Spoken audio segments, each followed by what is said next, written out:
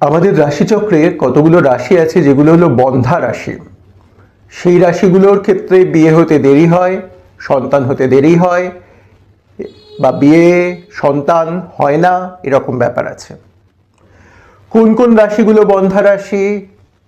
মিথুন বন্ধা রাশি, সিংহ বন্ধা রাশি, কন্যা বন্ধা রাশি, অর্ধ বন্ধা রাশি রয়েছে আমাদের রাশি মণ্ডলে। সেই রাশিগুলো কি কি?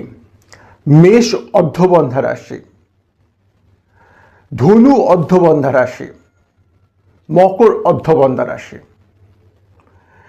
এই সব রাশিগুলো কিন্তু বিবাহে দেরি করায়। এই সব রাশি মানে এই যে এগুলো লগ্ন বা রাশি হলে বা সপ্তমী যদি রাশিগুলো হয় সেক্ষেত্রে বিবাহের দেরি করায়।